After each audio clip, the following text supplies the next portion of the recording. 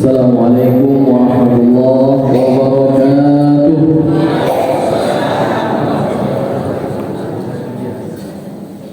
Alhamdulillah, alhamdulillahilladzi ja'ala ramadhana awwaluhu rahmah, awsatuhu maghfirah, wa akhiruhu rizqun minan nar. Asyhadu an la ilaha illallah wahdahu la syarika lah, al-malikul haqqul mubin, wa asyhadu anna Muhammadan sayyidina Muhammadan abduhu wa rasuluh, shadiqul wa'dil amin. Allahumma shalli wa sallim wa barik ala sayyidina Muhammad wa ala alihi wa sahbihi wa man tabi'ahum bi ihsan ila yaumiddin. Wa qala Allah ta'ala fil Qur'anil Karim, a'udzu billahi minasy syaithanir rajim. Bismillahirrahmanirrahim.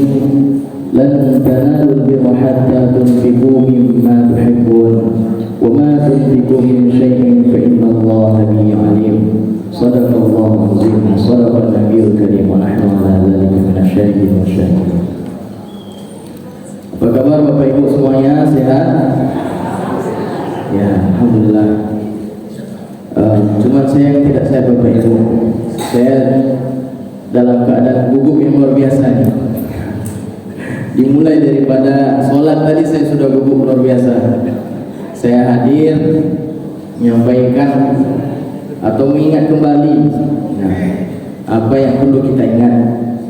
Hadir di depan Bapak Ibu, depan ayahanda, bunda, Bapak Ibu guru kami, izin kami duduk di sini bukan untuk mengajarkan, tapi kita ingin mengulang kembali kaji kita, mengingat-ingat apa yang berubah dalam kehidupan kita.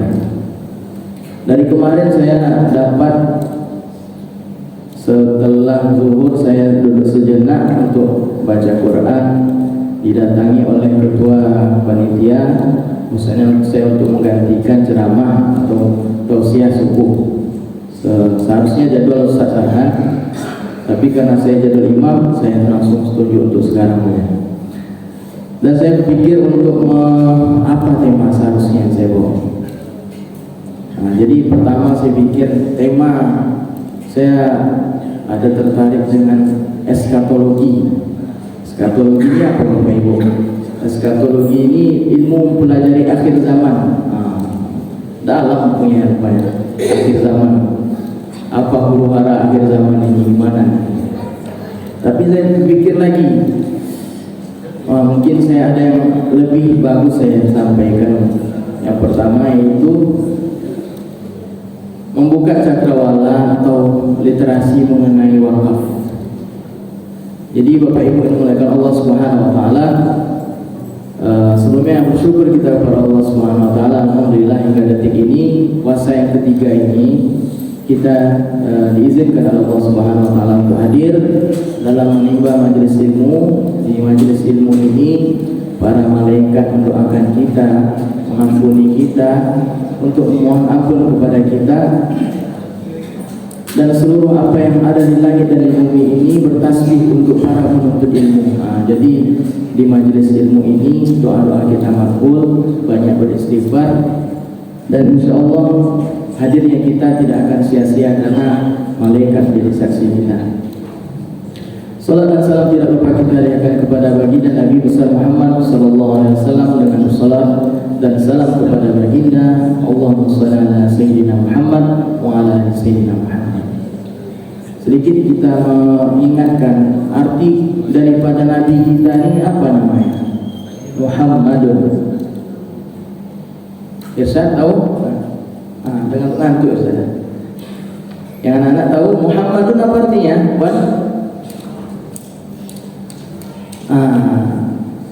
Di tahiyatul kita berapa kali kita ulang nama Muhammadun? Ada syahadat, ada salawat. Lebih kurang 5 kali atau 5 kali kita mengucapkan ya tahiyatul ya. Muhammadun yaitu artinya yang terpuji. Kalau kita memang cinta dengan Nabi kita, tahu kita Nabi kita tuh, dari namanya saja kita lupa. Muhammadun yang artinya yang terpuji.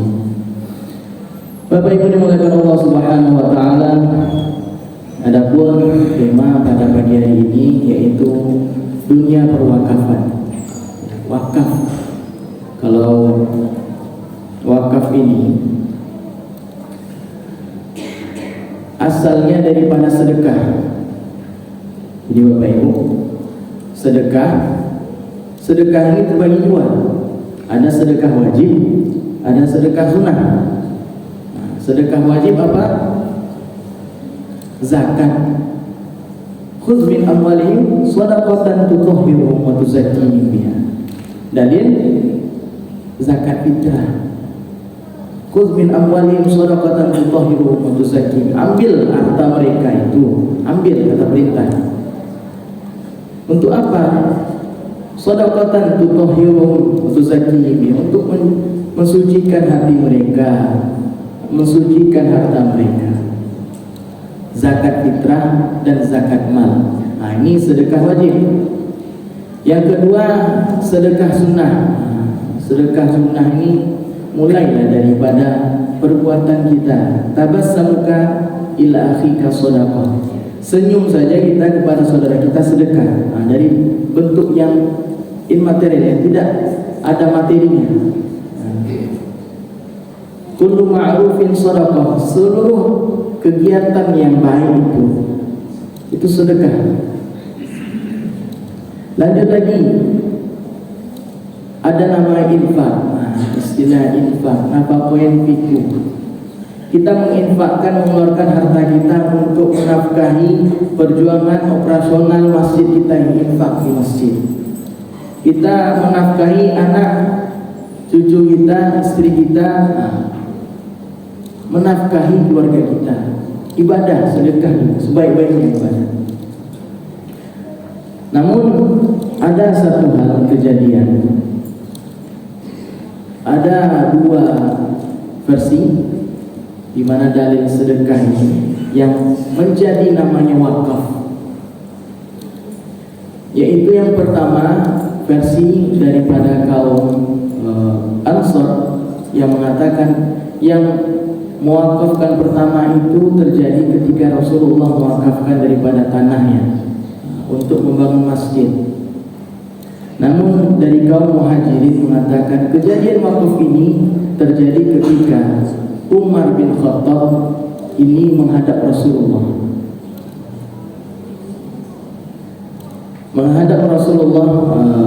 Jadi Umar bin Khattab ini menghadap Rasulullah, "Ya Rasulullah, aku mendapatkan tanah, sebidang tanah di Khaybar." Khaybar ini kalau Pekanbaru Manam lah, begitu. Di Madinah ada namanya Khaybar, tempat daripada Yahudi Khaybar. Mendapatkan sebidang tanah di Khaybar. Untuk apa? Bolehkah untuk apa sebaiknya aku gunakan ini ya Rasulullah? Jadi Nabi Muhammad SAW bersabda, ini hadis daripada Ibnu Umar, kita bacakan hadisnya. Dari Ibnu Umar radhiyallahu anhu, bahwasanya Umar bin Khattab mendapatkan bagian tanah di Khaybar. Kemudian dia datang menemui Nabi Muhammad SAW untuk meminta arahan.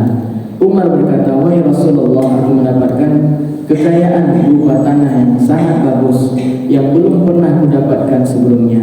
Apa yang engkau sarankan kepadaku dengan kekayaan itu, wahai Rasulullah?" Nabi Muhammad SAW bersabda, "Jika kamu mau, kamu bisa mewakafkan pokoknya dan bersedekah dengannya." Lalu Umar menyedekahkan tanah dengan syarat tidak dijual, tidak dihibahkan, dan tidak diwariskan. Umar menyedekahkannya untuk orang-orang fakir, kerabat, dan memerdekakan budak, fisabilillah, ibnu sabil, dan tamu.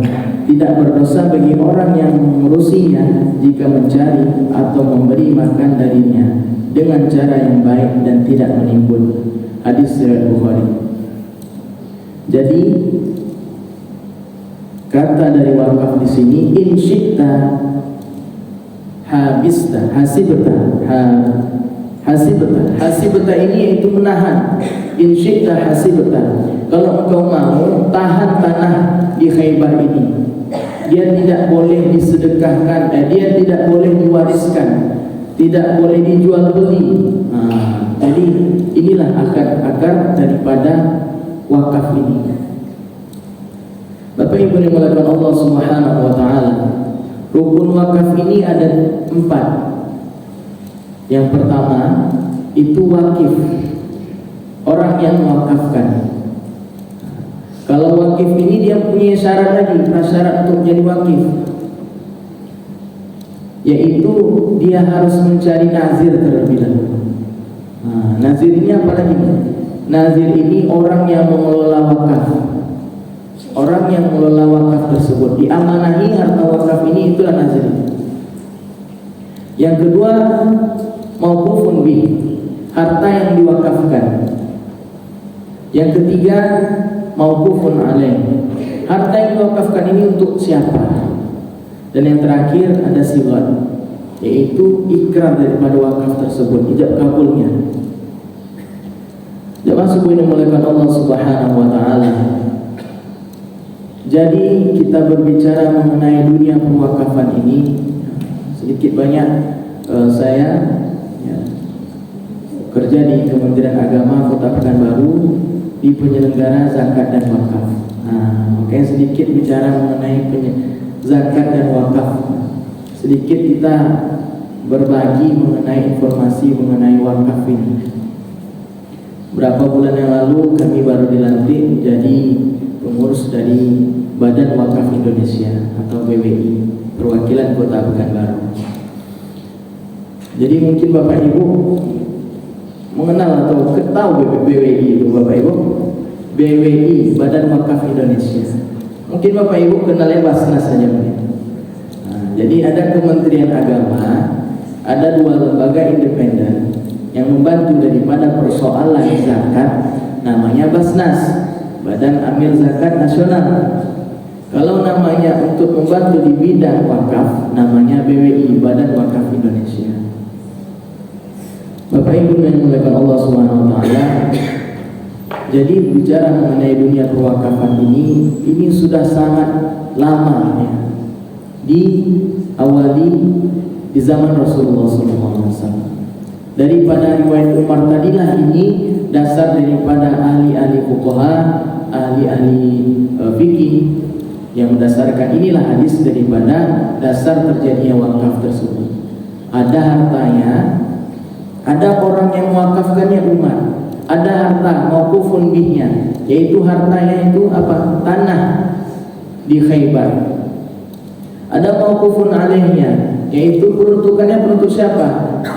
Harta tadi dikelola untuknya tadi untuk siapa? Untuk fakir miskin, ibnu sabil, tamu-tamu. Itulah digunakan. Ada sifatnya tadi, berikrarlah Umar tadi ini bahwasanya dia akan mewakafkan ini harta Khaybar ini untuk kepentingan umat Islam.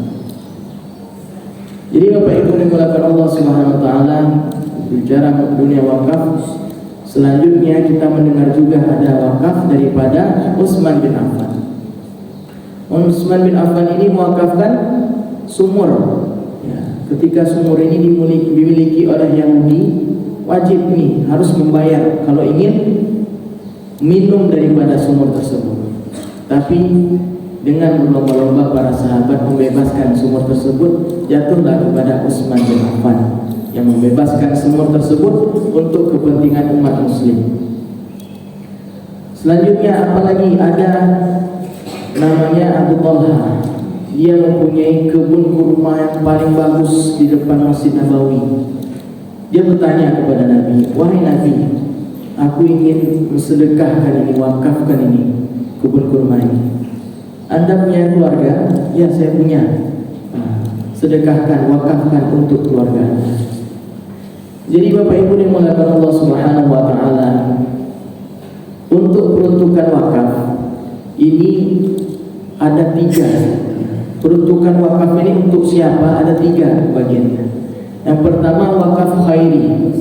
Peruntukannya wakaf khairi ini 100%. Kalau saya punya sebidang tanah, 100% saya wakafkan sebidang tanah ini untuk kemaslahatan umat.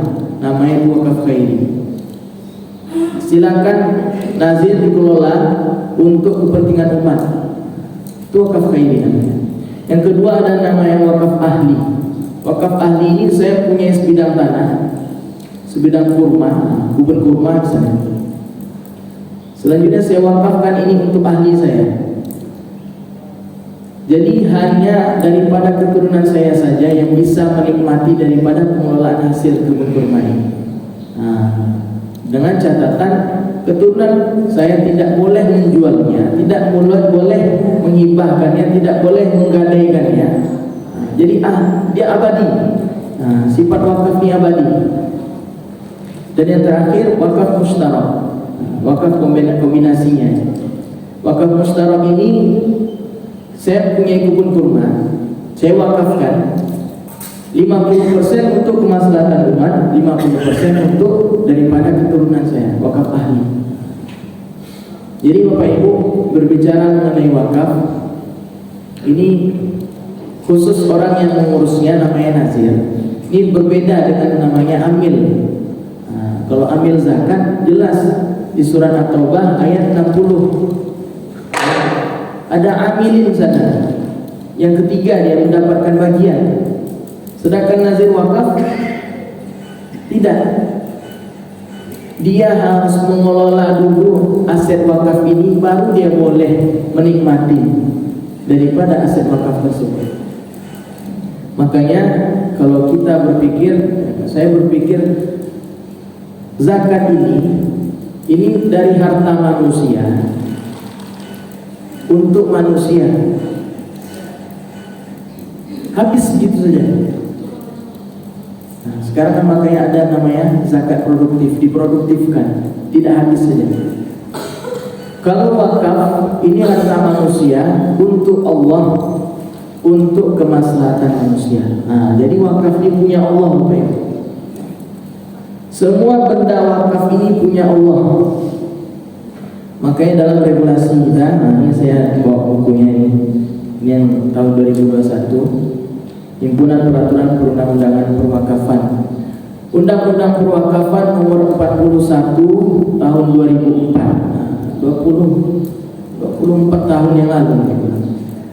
Memang sudah lama. Perundang-undang wakafan ini disebutkan salah satunya boleh daripada nazir itu menikmati daripada pengelolaan aset wakafnya, yaitu hanya 10%. Sesuai dengan hadis Umar tadi, kalau Anda kelola harta di Khaybar tadi silakan, tapi dinikmati secukupnya saja. Dia tidak boleh menikmati harta tersebut. Bapak Ibu yang dimuliakan Allah Subhanahu wa taala, berbicara mengenai perwakafan ini, kita mengenal Al-Azhar Kairo ya, 985 ya, dia didirikan 985 didirikan. Namun ada yang lebih tua lagi Bapak Ibu. Ada lebih tua lagi. Didirikan pada bulan Ramadan 245 Hijriah atau 859 Masehi di Fes, yang didirikan oleh Fatimah Al-Fihri. Fatimah ini Bapak Ibu, ini laki-laki itu perempuan ya Bapak Ibu? Perempuan ya Bapak Ibu ya. Fatimah Al-Fihri ini seorang perempuan yang soleha, yang kaya raya, mendapatkan warisan daripada ayahandanya. Dia mendirikan masjid, nama masjidnya itu Al-Qawariyin. Al-Qawariyin, dia mendirikan masjid, dia mendirikan universitas, dia mendirikan perpustakaan. Trinitas inilah cikal bakal daripada peradaban Islam, keilmuan Islam. Siapa yang dilahirkan di sini? Salah satunya Ibnu Rushd, atau orang barat kenalnya Al-Fayruz. Daripada Universitas Al-Qawariyin inilah lahirlah universitas-universitas tertua di dunia kita kenal. Ada namanya Al-Azhar di Kairo, ada namanya Oxford di Inggris. Atau 800 tahun setelah itu baru orang mendirikan namanya Harvard University, universitas yang terkenal, yang paling canggih, yang bagus di dunia katanya saat ini. Tapi apa yang dilahirkan? Yang dilahirkan daripada aset wakaf. aset wakaf daripada Fatimah Al-Fihri ini bersama kakaknya Miriam. Jadi wakaf ini bertumbuh Bapak Ibu, bertumbuh ya. Nah, kita tahu nih tanah hasil kita ini dari Bapak almarhum Bapak Abu Bakar dari musola dulu. Musola papan. Saya dulu sering kesana kesini, manjat punggung bapak ibu, bapak-bapak, ya. WC-nya jauh daripada musola ini, pakai seng. Setiap malam itu kalau seandainya bulan Ramadan hujan, ini bunyilah seng WC. Kami sangka hantu bulan. Ini luar biasa. Dari lebih kurang 30 tahun masjid kita ini, dari musola. Kita awalnya ngajinya itu di Nurul Hasanah. Setelah Nurul Hasanah pindah Al-Khairat Nawarah. Ke SD Al-Khairat Nawarah Hasanah itu sudah masjid Bapak Ibu. Dari berapa tahun setelah itu kita sholat Jumatnya di Al-Khairat Nawarah. Setelah itu barulah kita sholat Jumatnya di masjid ini, setelah didirikan masjid. Ibnu ya, ini ada adinda kita nih, Ibnu, sama kita menikmati pertumbuhan daripada masjid kita ini. Ini akar daripada wakaf. Selanjutnya dibebaskan tanah dari samping, ada dibangun madrasah. Setelahnya ada lagi taman untuk RA kita, luar biasa. Begitu juga dengan Kairo, dengan Al-Azhar tadi. Ada Universitas Al-Qawarin, ada Universitas Al-Azhar. Ketika Host Cokro Aminoto ini membawakan kabar daripada pembaharuan Islam di Surabaya, datanglah Trimurti yang diwakili oleh Imam Zarkashi. Imam Zarkashi ini siapa? Pendiri daripada Gontor. Mendengar kabar pembaharuan daripada Islam di Timur Tengah sana, inginlah Imam Zarkashi ini mendirikan daripada pondok pesantren. Lahirlah pondok pesantren Gontor. Ya Alhamdulillah pada tahun ini memasuki 100 tahun Gontor, 1924. Dan 100 tahun Gontor. Sebelumnya kalau di sini udah banyak juga di Sumatera ini. Itu daripada aset-aset wakaf berkembang semuanya. Kalau di Gontor Bapak Ibu, itu yang paling tertinggi itu bukan daripada pimpinan pondoknya. Yang paling tertinggi itu adalah badan wakafnya. Ada badan wakaf daripada Gontor tersebut, itulah yang paling tertinggi. Sehingga kalau di Gontor itu bukan hanya harta saja yang diwakafkan, manusia pun diwakafkan. Jadi diwakafkan manusia itu, kalau seandainya sudah mengabdi dia punya rumah di sana, dia sampai keturunannya dia tinggal di pondok sampai wafatnya.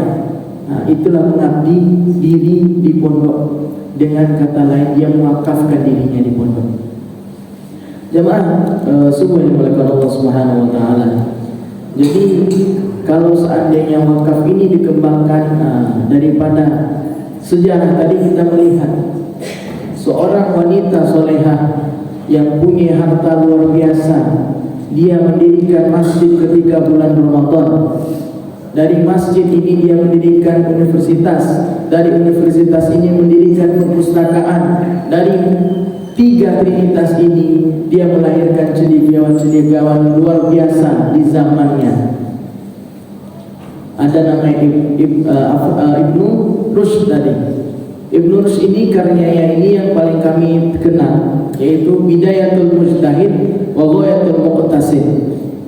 Ini dipelajari oleh kitab-kitab orang yang mengkaji daripada ilmu syariah. Di situ di Bidayatul Mujtahid ini dibandingkan 4 mazhab ini. Kalau sholat daripada mazhab Syafi'i gimana? Hambali gimana? Maliki gimana? Hanafi gimana? Inilah daripada kerjaan daripada pembuat buku daripada Bidayatul Mujtahid dari Ibnu Rushd. Sehingga lahir-lahir pula daripada cendekiawan-cendekiawan non-muslim. pergi ke tempat tanah kelahirannya, mendirikan universitas-universitas, lahirlah Oxford, lahirlah Cambridge, ya. Sehingga lahir 800 tahun setelah itu Harvard University. Jamaah semuanya dimuliakan Allah Subhanahu wa taala. Jadi berbicara mengenai wakaf ini sangat komplit, karena untuk yang terbaru ini kita di sistem kita Kementerian Agama, namanya untuk wakaf ini ada sistemnya SIWA. SIWA ini yaitu Sistem Informasi Wakaf. Jadi wakaf ini didaftarkan, akta ikrar wakafnya itu diproduktifkan, didaftarkan di SIWA secara digital. Kalau namanya haji Bapak Ibu ada Sisko Haj. Kalau namanya untuk masjid ada namanya SIMA, Sistem Informasi Masjid. Kalau kita di bagian kita penyelenggara zakat wakaf ada namanya SIWA, Sistem Informasi Wakaf, dan ada namanya SIMZAK, Sistem Informasi Zakat. Jadi Bapak Ibu dimuliakan Allah Subhanahu wa taala, berbicara mengenai wakaf ini, kami berkeliling di Kota Pekanbaru ini Bapak Ibu. Yang terbaru mengenai wakaf ini adalah wakaf uang. Wakaf uang, bagaimana wakaf uang ini? Bapak, kami sudah wakaf uang untuk bangun masjid. Jadi apa bedanya wakaf uang dengan wakaf melalui uang? Wakaf melalui uang, misalnya kita membebaskan tanah masjid di belakang, Pak Imam Ketua ya, di belakang, atau pernah dulu waktu nenek kami masih hidup, wakaf untuk tanah kuburan. Alhamdulillah tanah kuburan kita sudah sertifikat tanah wakaf. Wakaf melalui uang kita ini sumbang-sumbang ya. Misalnya 1 juta, 2 juta, 500 berapa dapatnya untuk membeli 1 bidang tanah. Itu namanya wakaf melalui uang. Ada harta yang akan dibelikan. Kalau wakaf uang ini, misalnya saya punya uang 1 miliar, uang 1 miliar ini saya wakafkan. Misalnya Bapak Ibnu ditunjuk menjadi nazir daripada wakaf uang ini. Bapak Ibnu sebagai nazir wakaf uang wajib yang amanah mengelola wakaf uang ini. 1 miliar tidak boleh berkurang. Dia boleh hanya memutar daripada 1 miliar tersebut. Misalnya diputar modalnya, menghasilkan hasil daripada keuntungan daripada wakaf uang ini 10% nazir boleh menikmati sesuai dengan regulasi kita, hanya 10%. Itu wakaf uang. Makanya Bapak Ibu sekarang untuk menjadi nazir wakaf uang ini syaratnya harus punya sertifikat dulu, tidak boleh sembarangan. Ada 17 nazir wakaf di Kota Pekanbaru ini, hanya 4 yang baru boleh mengelola wakaf uang. Namanya ada wakaf uang Lembaga Nazir Wakaf Al-Fidiyah. Kalau Al-Fidiyah mungkin Bapak Ibu dengar cuma mengenal sekolah ya, sekolah Al-Fidiyah, SD Al-Fidiyah. Ada nazir wakaf uang dari yang YTWU tahu Bapak Ibu, yang punya oleh UAS, Yayasan Tabung Wakaf Umat. Ada nazir wakaf uang lupa saya. Pokoknya 4 di Kota Pekanbaru, hanya 4 baru. Rote itu BWI. Dia seperti holding. BWI namanya Babada Wasaka Islami, Babada Wasaka Islami. Di bawahnya ada Rote Bakiri, Rote Factory, Rote Distribusi. Jadi kebetulan kami mengenal Bapak Direktur Rote ini, namanya Bapak Budi Suhari.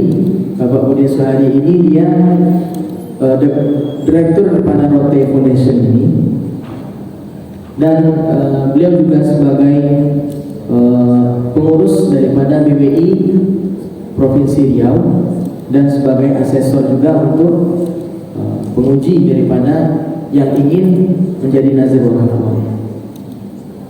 Nah, jadi itu daripada nazir wakaf uang. Kalau seandainya nazir wakaf biasa gimana?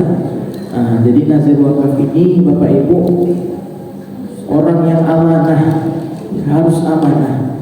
Karena banyak kejadian yang kita terima, datang nazir wakafnya ke tempat kita, nazir wakafnya datang ke tempat kita, atau yang wakifnya datang ke tempat kita. Jadi nazir wakaf ini dia harus mengerti posisinya ini sebagai penerima amanah, bukan pemilik daripada wakaf tadi. Wakaf ini milik siapa? Milik Allah. Milik Allah. Ini saya punya uang 1 miliar, saya wakafkan untuk wakaf uang. Uang 1 miliar ini sudah milik Allah. Nah, jadi kita kan hanya mengenal wakaf ini kan 3M: masjid, madrasah, makam. Nah, makanya diperbaharukan lagi lah wakaf ini. Nah, misalnya kita punya ini sebidang tanah, makanya Bapak Ibu yang banyak hartanya ini, tanahnya ini, nah, kita lebih cerdas lagi dalam beribadah. Kalau seandainya kita wakafkan, kita sedekahkan, sedekah ini kan habis begitu saja. Nah, sedekahkan yang bukan wakaf ya. Tapi kalau kita lebih cerdas, kita wakafkan. Nah, kalau dalam hadis lain kan disebutkan, idza matal insan inqata'a amalu illa min salas. Kalau meninggal manusia ini terpotong amal perbuatannya kecuali 3. Shadaqatun jariyatun. Nah, sedekah kan bahasanya kan bukan wakaf kan, shadaqatun jariyatun, yaitu sedekah jariah. Sedekah kebaikan harta yang diberikan, jariah itu jauh ya, jadi lari, mengalir. Nah, itulah dia. Mengalir apa yang mengalir? Pahalanya yang mengalir. Bahkan ketika mati pun kita tetap pahala yang mengalir. Perbuatan pertama yang ingin dilakukan oleh umat manusia ketika mati, kalau hidupkan lagi, apa sesuai dengan Al-Quran? Dia akan bersedekah. Itu perbuatan yang paling simpel, paling mudah dilakukan. Makanya dalam redaksi hadisnya sedekah jariyah. Maka akhir redaksi hadisnya yaitu anak yang soleh. Menempahnya itu beda. Sedekah jariyah semua orang mudah dilakukan, anak yang soleh susah dilakukan. Banyak waktu dilakukannya untuk menempah anak yang soleh. Makanya kita lebih cerdas lagi dalam beramal, khususnya Bapak Ibu yang punya banyak aset, daripada aset tersebut hilang begitu saja. Lebih baik diwakafkan. Nah, kan kita sudah kasih tahu nih informasinya nih. Bapak Ibu tahu tanah besar samping SKA itu? Tahu Bapak Ibu? Tanah besar ada pohon jati ya. Pohon jati itu punya bapak daripada keluarga yang punya hasanah, MTS, MA, SMK hasanah. Nah, bapak itu alhamdulillah, semoga sampai bala ke mereka. Itu lebih kurang berapa hektar? 11 hektar atau 7 hektar. Itu wakaf semua Bapak Ibu. Diwakafkan. Namanya wakaf mustarak, bagi hasil dia. Kalau nggak salah 60% untuk keluarga, 40% untuk masyarakat, untuk umat dalam jangka 50 tahun. Nah, setelah itu maka peruntukannya berbeda lagi. Nah, itu blueprintnya kita lihat dibocorkan daripada ketua BWI. Itu akan dibangun, ada masjid di sana, ada rumah sakit di sana, ada mall di sana, ada hotel di sana, lengkap sana. Nah, cuman catatan mencari investor lagi. Investor memang muslim. Nah, jadi Bapak Ibu yang dimuliakan Allah Subhanahu wa taala, kalau seandainya aset wakaf ini diproduktifkan, mungkin banyak berkurang daripada umat-umat atau 8 asnaf penerima zakat ini. fakir miskin ini makin berkurang. Bapak Ibu, kalau kami mencontohkan Bapak Ibu, makanya saya sudah bercerita juga dengan Bapak Ibu tokoh masyarakat di sini. Bapak Ibu tahu Jalan Harapan Raya ya? Tahu ya? Jalan Sakuntala tahu? Di situ kan ada simpang lampu merah Bapak Ibu ya. Ini kalau nggak salah sini ada apa namanya itu? Ya franchise daripada luar sana itu kan. Di sampingnya di situ ada palang aset wakaf 5 pintu punya daripada Masjid Madinatul Najah. Ada 5 kios. 5 kios ini nominalnya setahun itu dikontrakkan 75 juta. Kami bicara dengan pengurus yayasannya, pengurus masjidnya Bapak Sukamdi. Semoga sehat selalu Bapak. Yang mengelolanya Bapak Ibu orang tua semua, maaf cakap orang tua semua. Kami turun dengan Irjen Kemenak RI. Apa kata Irjen Kemenak RI? Ini Bapak Ibu orang tua semua yang luar biasa, semangat 45 untuk mengurus aset wakaf ini. Selama puluhan tahun mengurus aset wakaf tersebut, baru kemarin kami turun dengan Irjen RI itu mengatakan 10% boleh Bapak nikmatin untuk nazir. Baru kemarin mereka tahu. Karena dah tahu itulah mereka akan was-was jadinya, khawatir daripada fitnah. Karena banyak aset wakaf. Mereka punya 5 kios di tepi jalan raya Harapan Raya. Selanjutnya di belakangnya ada MTS An-Najah. Selanjutnya ada dapat terima wakaf lagi 2 hektar tanah kuburan di dekat daerah Kulim. Luar biasa. Jadi mengenai nazir ini Bapak Ibu, sedikit informasi. Nazir wakaf ini terbagi 3 bulan. Pertama nazir wakaf perorangan. Nazir wakaf perorangan ini bilangannya ganjil, tidak boleh 1 orang 2 orang. Ganjil minimal 3, 5, 9. Selanjutnya nazir wakaf ini ada nazir wakaf badan hukum yang kita kenal dengan yayasan, yang dikeluarkan daripada izinnya Kemenkumham. Dan yang terakhir nazir wakaf organisasi. Nazir wakaf organisasi inilah yang paling terkenal di Indonesia ini, yaitu Muhammadiyah dan Nahdlatul Ulama. Ada Muhammadiyah, Nahdlatul Ulama, ada Persis baru silaturahmi kita kemarin, Persis Riau, ada juga Perti. Jadi inilah daripada nazir wakaf yang mengelola aset wakaf. Untuk masuk informasi, ternyata saya pikir Al-Azhar Kairo yang punya aset wakaf paling mendunia.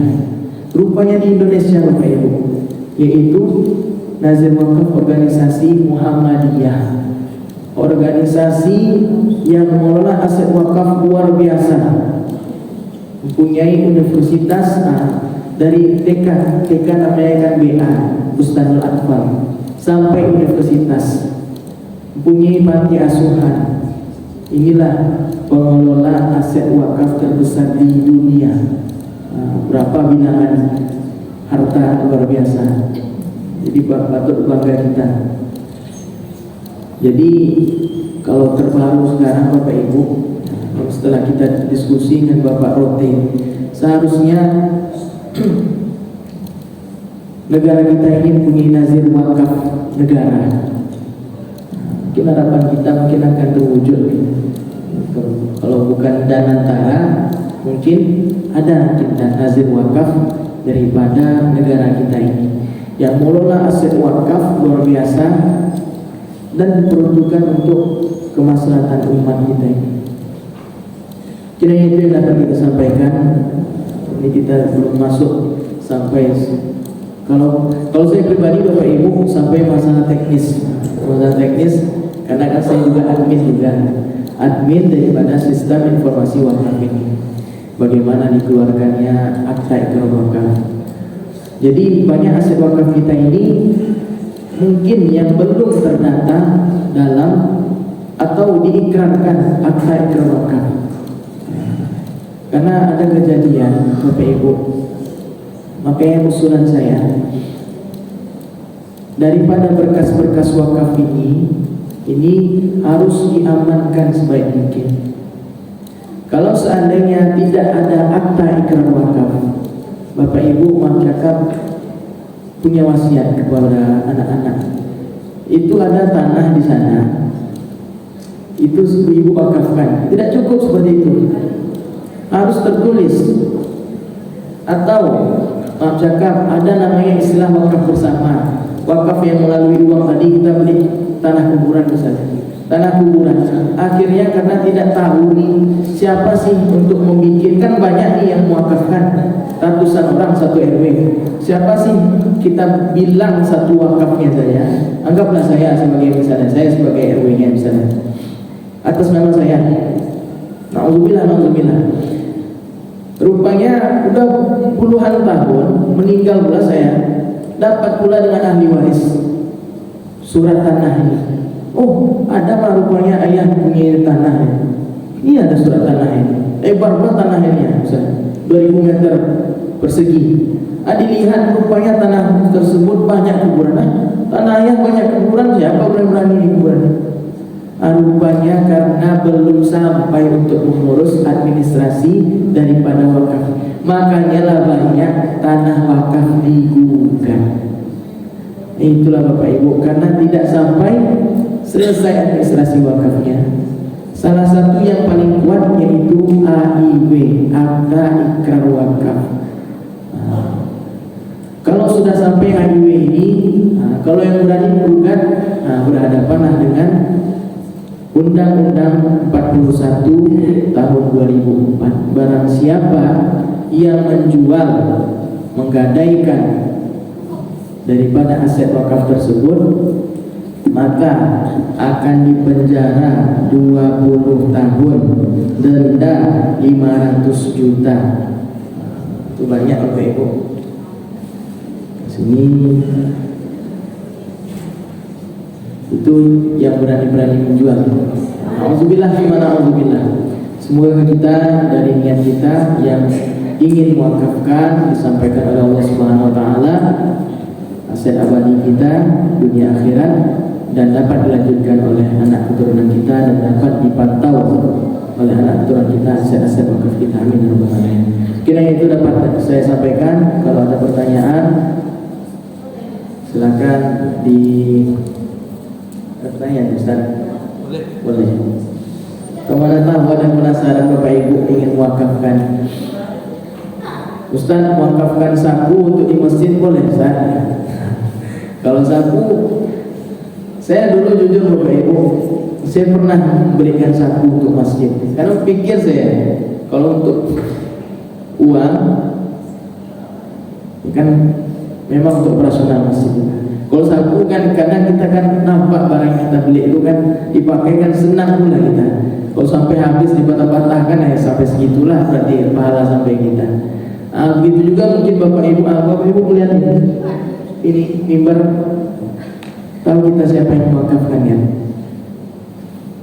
Bapak daripada almarhum ya, ya. Sampai bapak, sampai ibu pun ya, keturunan nampak. Senang nggak kira-kira? Senang nggak aset wakaf kita itu nampak produktif, indah, dikelola? Begitulah kira-kira senangnya kita berwakaf. Dengan catatan wakaf ini lillahi ta'ala. Supaya innama amalu binniyat wa innama likulli imri'in ma nawa. Niatnya lillahi ta'ala.